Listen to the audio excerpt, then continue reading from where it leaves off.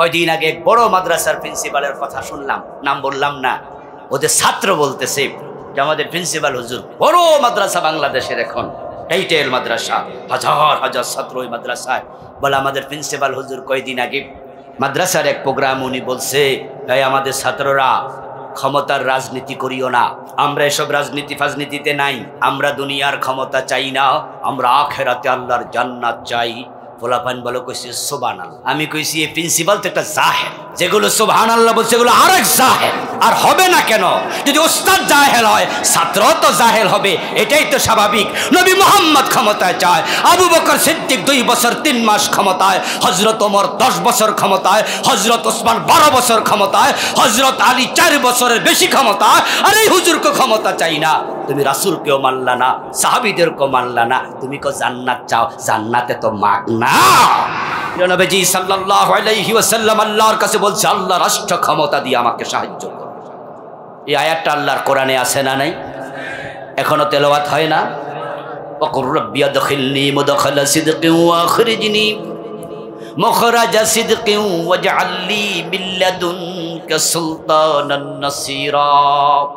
ও আল্লাহ, তুমি আমাকে মক্কা থেকে বের করে মদিনায় নিচ্ছ, উত্তম ভাবে বের করো, উত্তম ভাবে পৌঁছায়া দাও, এবং তোমার পক্ষ থেকে আমাকে রাষ্ট্র ক্ষমতা দিয়ে সাহায্য করো। রাষ্ট্র ক্ষমতা যদি গদি হয়, এটাই যদি গদি হয়, আমার নবীও তো গদি চাইছে। এখন রাসূল যদি চায় ক্ষমতা, রাসূল যা করে সেটাই তো সুন্নাত। উম্মত হিসাবে রাষ্ট্র ক্ষমতা চাওয়া আমাদের জন্য সুন্নাত বটে। আমি টুপি মাথায় দিয়েছি, আপনি দেন নাই। এখানে টুপি ছাড়া কিছু ভাই আছে না বসে? তারা যদি টুপি মাথায় না দেয় এটা তাদের ব্যাপার, কিন্তু আমি দিয়েছি। আমাকে যদি তিরস্কার করে টুপির কারণে, ঈমান চলে যাবে, কারণ এটা রাসূলের সুন্নাত। কথাকে আমি বুঝাইতে পারতেছি? আপনি মাথায় দেন না, এটা আপনার ব্যাপার, কিন্তু আমি দিয়েছি। আমাকে তিরস্কার করবেন, ঈমান যাবে। আমার রাসূল এটা আমার শিখাইছে। আপনি রাজনীতি করেন না, গদি চান না, আপনি চুপ আছেন, এটা আপনার ব্যাপার, কিন্তু আমার নবী শিখাইছে ক্ষমতা লাগবে। ক্ষমতা আমি চাই আল্লাহর কোরআনের জন্য, পেটের জন্য না। গম চুরি করে টিয়ারের গম খাওয়ার জন্য, কাবিখার খাদ্য খাওয়ার জন্য না। আপনারা বলুন তো, চোর ধরে হাত কাটার বিধান আল্লাহর কোরআনে আছে না নাই? এই বিধান কার্যকরী করতে হলে ক্ষমতা ছাড়া কি সম্ভব? চোর ধরে হাত কাটা ব্যক্তির কাজ না রাষ্ট্রের কাজ? এই যে মাদকের কথা বললাম, মাদক সেবন করলে 80 বেত লাগানো ব্যক্তির কাজ না রাষ্ট্রের কাজ? তো ক্ষমতা না হলে হবে কেমনে? কত বড় জাহেলে মোরাক্কাব টিপ্পনি কাটে আমাদের। আর এগুলো শিখে শিখে আমাদের কিছু মুসলমানেরা চোখ বন্ধ করে ওদের কথা বিশ্বাস করে কয় ঠিক তো, ক্ষমতা দরকার নাই। কার পথ ধরে জান্নাত খুঁজছো? কার পথ ধরে জান্নাত খুঁজছো? নবীজি মুহাম্মদ সাল্লাল্লাহু আলাইহি ওয়াসাল্লাম বলেছেন, আমার উম্মত হবে ৭৩ দল, তার মাঝে জান্নাতি হবে কয় দল? ওই দলটা কার? মা আনা আলাইহি ওয়া আসহাবি। জান্নাতি দল হলো আমি নবী মুহাম্মদ এবং আমার সাহাবাদের দল। সুবহানাল্লাহ। যার উপর আমি নবী মুহাম্মদ প্রতিষ্ঠিত, আমার সাহাবারা প্রতিষ্ঠিত। তো নবী মুহাম্মদ যে কোরআনের উপর প্রতিষ্ঠিত, ওই কোরআন কি তেলাওয়াত করে তাকে রাখার কিতাব নাকি শাসন করার কিতাব?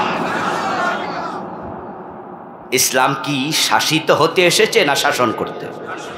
কোরআন কি তেলাওয়াত করে রেখে দিতে এসেছে না দেশ চালাইতে? তো তুমি কইলা যে আমরা এগুলো দরকার নেই, জান্নাত, জান্নাতে তো মাগনা। এগুলো কেন বলে জানেন এই লোকগুলো?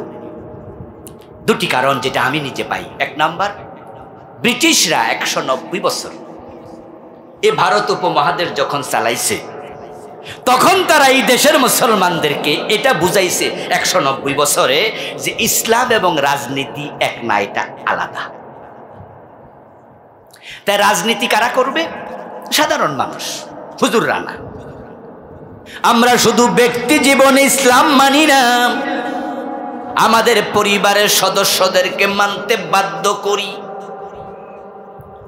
আমাদের চোখের সামনে আমাদের যুবক ছেলে বাসায় ফজরের টাইমে ঘুমাতে পারে না, ওঠো নামাজ পড়ো, না উঠলে কম্বল টেনে ফেলে দেই, এরপরও শুয়ে থাকলে কানে ধরে টান মারি, ওঠ বেটা এখন কিসের ঘুম।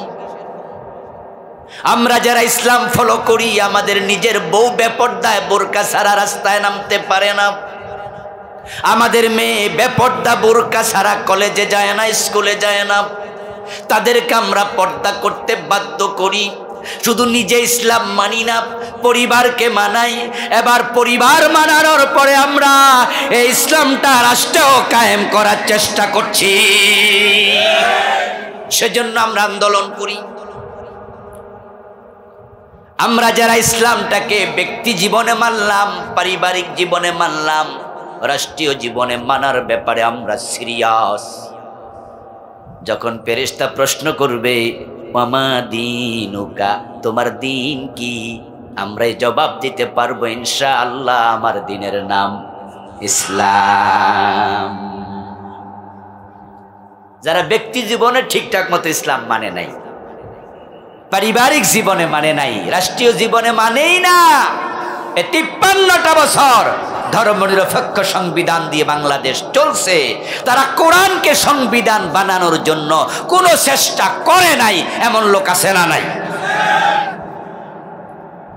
যে 3টা বড় বড় দল 53 বছর বাংলাদেশ শাসন করলো, এই বড় বড় 4টা দল তো না, 4টা দল না বাংলাদেশে বড় বড়, তার মাঝে 3টা দল তারা রাষ্ট্র অলরেডি চালাইছে, অনেক দিন ধরে চালাইছে। কেউ 10 বছর, 11 বছর, কেউ 15 বছর, কেউ আরো কম বেশি। এই 53 বছরে বড় বড় যে 3টা দল রাষ্ট্র চালাইলো, আপনাদের কাছে আমার জানতে চাওয়া, দয়া করে উত্তর দেন, তারা কি ইসলাম দিয়ে চালাইছে?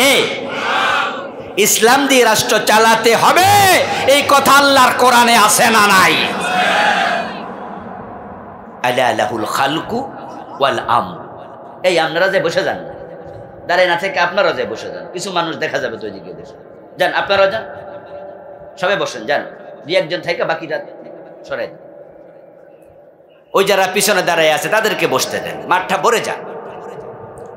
প্রিয় ভাইরা, 53 বছর ইসলাম দিয়ে দেশটা চললো না। ইসলামওয়ালা আমরা যারা আছি, আমাদের কলবের মাঝে কষ্ট থাকা উচিত। নিজের ছেলে মেয়ে ল্যাংড়া হলে, খোড়া হলে, কানা হলে, অসুস্থ হলে বাবা যেমন কষ্ট পায়, 53 বছর বাংলাদেশ কোরআন দিয়ে চলে না, প্রত্যেক মুমিনের অন্তরে কষ্ট পাওয়া উচিত।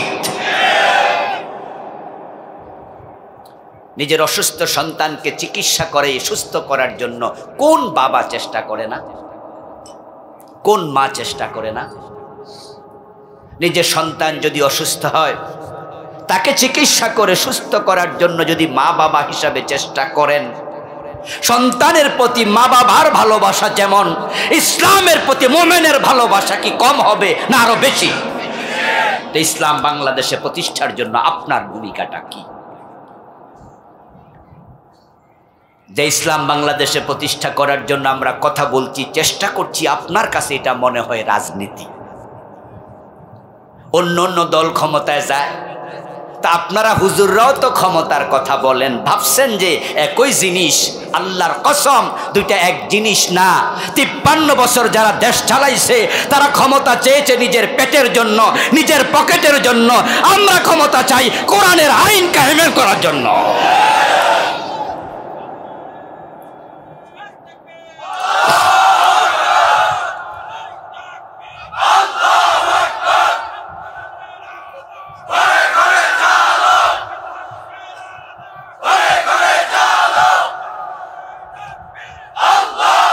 আমার প্রিয় ভাইয়েরা, ডক্টর আব্দুল্লাহ মোহাম্মদ তাহের ভাই আমাদের এখানে 5 বছর এমপি ছিলেন। আচ্ছা, উনি যখন এমপি হলেন 5 বছর ছিলেন, বাংলাদেশের রাষ্ট্রীয় সম্পদ উনি কি 1 টাকা মেরে খেয়েছে? সাক্ষী দেন 14 গ্রামের ভাইয়েরা, উনার ব্যাপারে কি 1 টাকা মেরে খাওয়ার অভিযোগ আছে? ফখরুদ্দিন মঈনুদ্দিন গভর্নমেন্ট তাহের ভাইকে অ্যারেস্ট করেছিল। অ্যারেস্ট করার পরে উনার অর্থনৈতিক বিষয়গুলো তারা মাইক্রোস্কোপ অণুবীক্ষণ যন্ত্র দিয়ে যাচাই করেছে। করার পরে বাংলাদেশে ডক্টর আব্দুল্লাহ মোহাম্মদ তাহের ভাই 1 নাম্বার ব্যক্তি, যাকে রাষ্ট্রীয়ভাবে ঘোষণা দিয়ে তারা মুক্তি দিয়ে বলেছে উনার বিরুদ্ধে রাষ্ট্রের 1 টাকা তসরুপের অভিযোগ প্রমাণিত হয় নাই। আর তার বিপরীতে যারা আমাদের 14 গ্রামে এমপি ছিল, মন্ত্রী ছিল,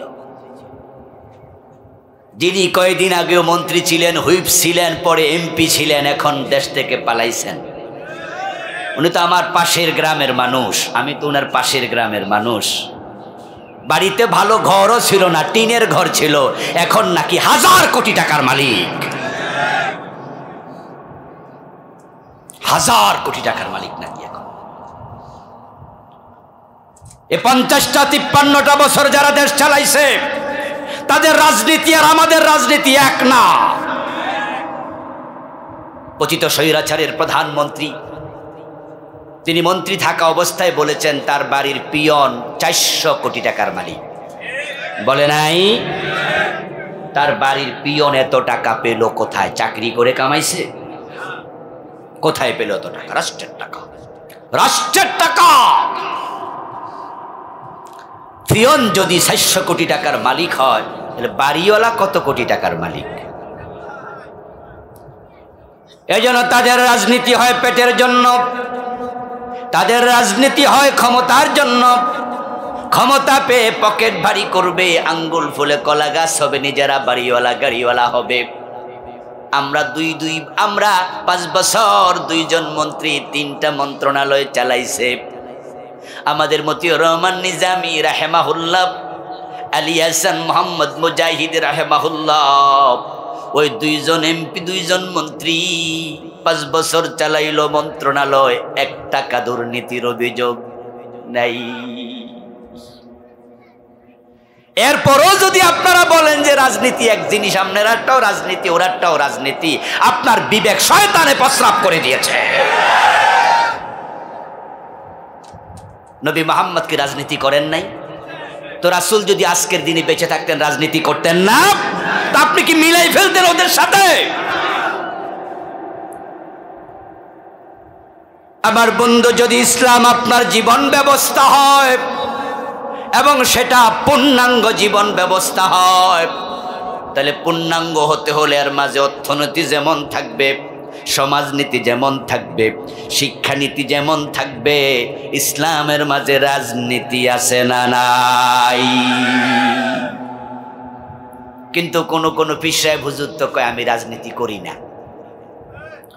কোন খতিব সাহেব, বক্তা সাহেব, ইমাম সাহেব বলে, মাদ্রাসার প্রিন্সিপাল সাহেব বলে আমি কোনো রাজনীতি করি না। আর এলাকার মুরিদেরা খুব খুশি, কয় আমাদের পীর সাহেব হুজুর কোনো রাজনীতি করে না, উনি হলো হক্কানি পীর, উনি আসল পীর।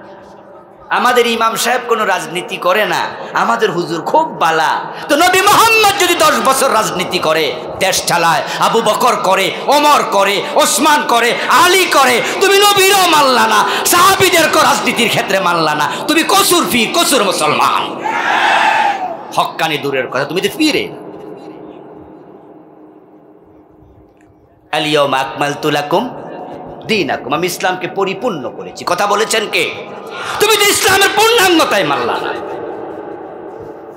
বরং যে সমস্ত হুজুর, পীর, বুজুর্গ, নামাজি, হাজি, গাজী রাজনীতি করে না, তাদের তওবা করা উচিত যে আমি রাসূলের আদর্শ এখানে মানতে পারি না, আমি সরি, আমি এখন থেকে ইসলামী রাজনীতি করব। ঠিক কিনা?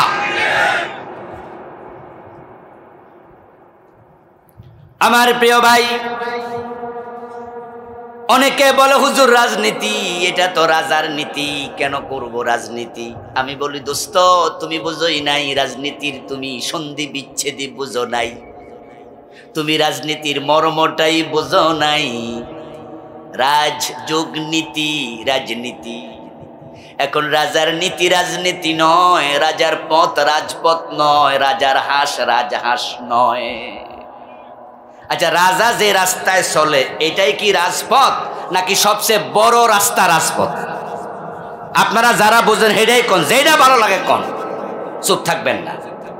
রাজা যে রাস্তায় চলে এটা রাজপথ, না দেশের মাঝে সবচেয়ে বড়টা রাজপথ? আচ্ছা, রাজা যে হাঁস পালে এটা রাজহাঁস নাকি বড় হাঁসটা রাজহাঁস? তাহলে রাজার নীতি রাজনীতি না, নীতির মাঝে সেরা নীতি হলো রাজনীতি। অর্থনীতি এটা একটা নীতি, সমাজনীতি এটাও একটা নীতি। নীতি মানে পলিসি, নীতি মানে কি? System, policy.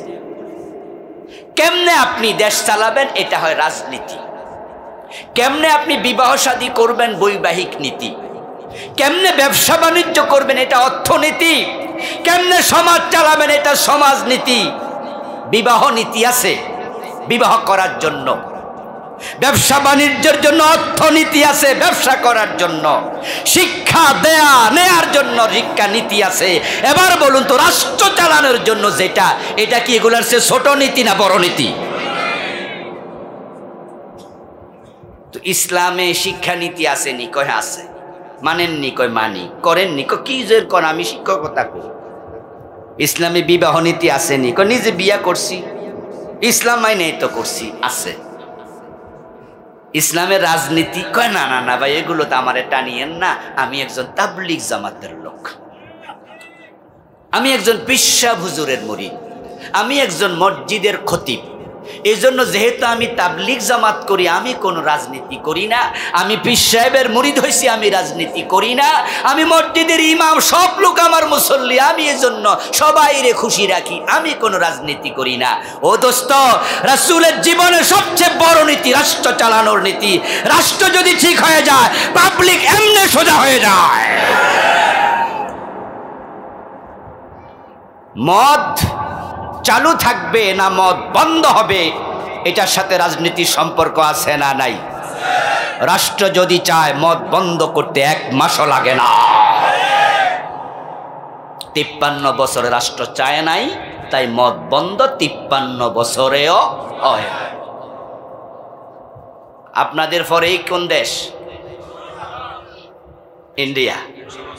ওর 100 গজ, তাহলে হেরা তো মানে হুন্ডে লাইতাস। আমার প্রিয় ভাইয়েরা, যেহেতু আপনারা বর্ডার এলাকার মানুষ, যত ফ্যান্সি ডিল আসে সব তো দাদার বাড়ি থেকে আসে, ঠিক না? দাদারা আমাদের এখানে পোলা পান্ডে খাইতে পাঠায়, খাইয়া খাইয়া মইরা যায়। ভালো জিনিস পাঠায় না, ওরা আমাদের নাকি দোস্ত। ওরা বন্যার সময় পানি পাঠাইয়া আমাদেরকে ভিজাইয়া মারে, সুবাইয়া মারে, আর ফ্যান্সি ডিল পাঠাইয়া যুবকদের ইমান মারে।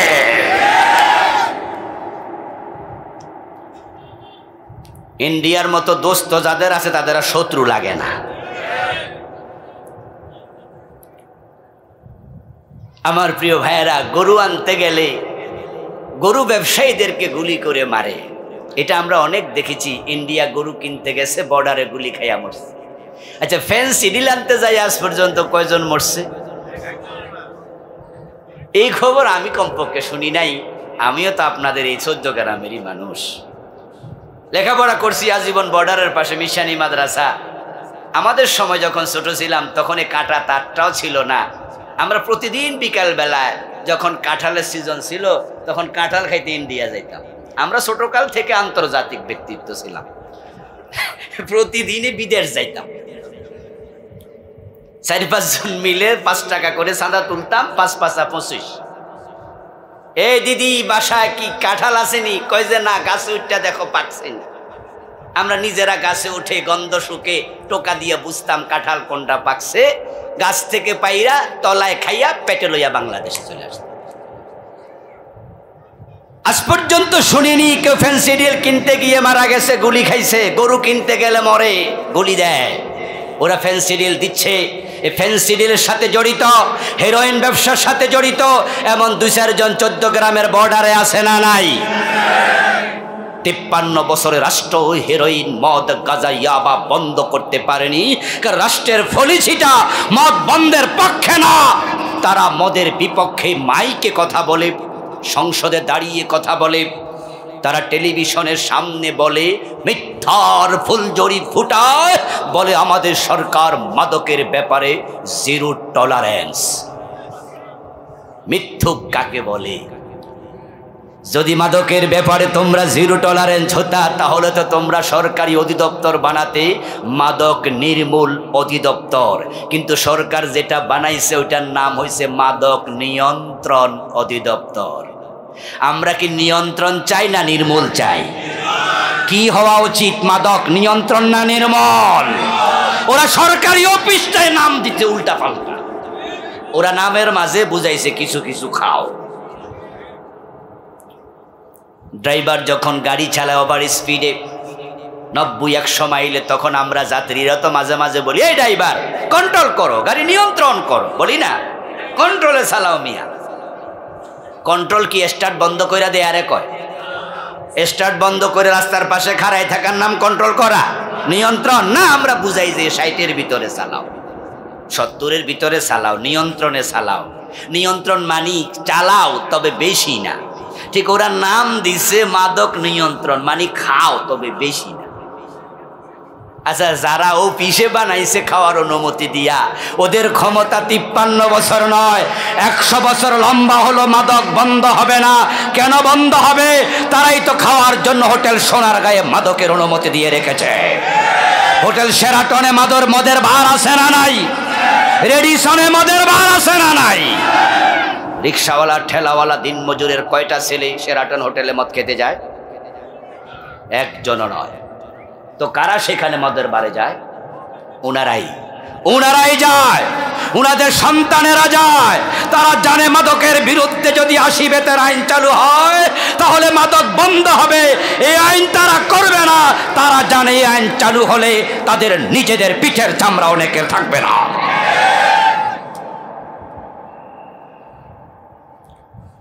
আমার বন্ধু, ইসলাম যদি না আসে মাদক বন্ধ হবে না।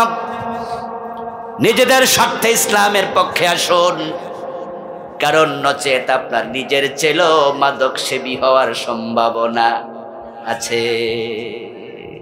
বলা যায় না। আপনাদের সন্তানরা যখন ইন্টারমিডিয়েট পাস করে, অনার্সে ভর্তি হয়, অ্যাপ্লিকেশন করে, তখন কি রাজশাহী বিশ্ববিদ্যালয় টিকে না? কথা বলেন না? ঢাকা ইউনিভার্সিটি জাহাঙ্গীরনগরে টিকে না? এখন কি ওরে কি 14 গ্রামে রাইখা জাহাঙ্গীরনগর পড়ানো যাবে? আপনি বাধ্য হবেন আপনার কলিজার টুকরা সন্তানটাকে জাহাঙ্গীরনগরে দিতে, রাজশাহীতে দিতে, চিটাং দিতে, ঢাকা ইউনিভার্সিটি দিতে। সে যখন গিয়ে সেখানে হলে থাকবে, হলে উঠবে, একই হলে তারই ক্লাসমেট, তারই হল রুমমেট বিড়ি খায়, মদ খায়, এমন আছে না? না, সময়ের স্বল্পতার কারণে ব্যাখ্যা বেশি যাব না। আমি নিজে তার উইটনেস, চাক্ষুষ সাক্ষী। জাহাঙ্গীরনগরের পাশে আমি 14 বছর ছিলাম। জাহাঙ্গীরনগর বিশ্ববিদ্যালয়ের একেবারেই কাছে, 2-2.5 কিলোমিটারের ব্যবধানে। ওটার ভিতর দিয়ে কত শতবার গিয়েছি তার কোনো হিসাবই নাই। জঙ্গলের ঝোপঝাড়ের ভিতরে ছেলে মেয়েদেরকে একসাথে বসে থাকতে কত রাতে দেখেছি। দাঁড়িয়ে দাঁড়িয়ে সিগারেট টানতেও ফ্যান দিবালোকে কত ছাত্রকে দেখেছি। একজনকে জিজ্ঞাসা করলাম, কোথায় থাকো? বলে ঢাকায় থাকি। তো পরও জাহাঙ্গীরনগরে ঢাকায় থাকো? বলে হুজুর হোটেলে থাকে, হলে থাকি না। কেন থাকো না? বাবা থাকতে দেয় না, মেস থেকে এসে ক্লাস করি, ঢাকা থেকে এসে। সমস্যা কোথায়? হলে সিট পাইলা থাকো না। বলে সেখানে হলে থাকলে অনেক সময় সিগারেট, গাঁজা, মদ খেতে ক্লাসমেট, রুমমেটরা হলে বাধ্য করে। আমরা সিগারেট খাবো, তুই খাবি না? খাবেটা সিগারেট। সিনিয়র বাইরা এসে বাধ্য করে খা। সৎসঙ্গে স্বর্গবাস, অসৎসঙ্গে সর্বনাশ। ঢাকা বিশ্ববিদ্যালয়ে আমি পিএইচডি করেছি, তাই সুবাদে হলে 4-5 বছর অনেক যাতায়াত ছিল। আমিও সূর্য সেন হলে অ্যাটাচ ছিলাম। হলের বারান্দায় দাঁড়িয়ে হাফ প্যান্ট পরে সিগারেট টানতে আমি অসংখ্য ছেলেকে দেখেছি।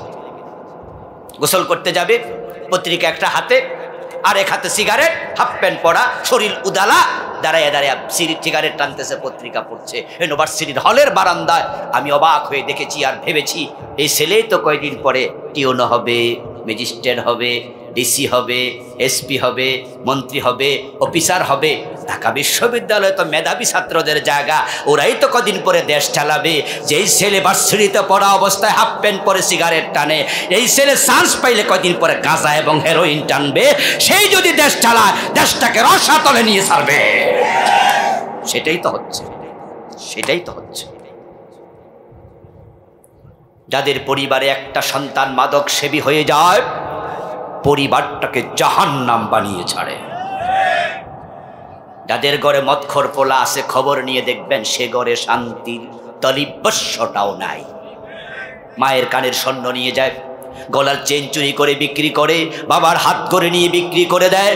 ও দোস্ত, যাদের বিল্ডিং ঘর আছে, আমরা রাতের বেলায় যখন দরজাটা ভালো করে লাগিয়ে, স্টিলের দরজা, স্টিলের জানালা সুন্দর করে আমরা ছিটকানি মেরে যখন ঘুমাই, তখন মা তার কানের ভারী স্বর্ণটা খুলে টেবিলে রেখে ঘুমিয়ে যায়। গলায় যদি নেকলেস পরে কোনোদিন নেকলেসটাও খুলে টেবিলে রাখে। বাবা দামি হাত করি মোবাইলটা পাশে রেখে ঘুমায়। দরজা স্টিলের, জানালা স্টিলের, ঘর বিল্ডিং, চোর ঢুকতে পারবে না, টেনশন নাই। কিন্তু যদি একটা ছেলে মাদক সেবী হয়, আলমারির ভিতরে সম্পদ রাখার পরেও, স্বর্ণ টাকা রাখার পরেও টেনশন কমে না।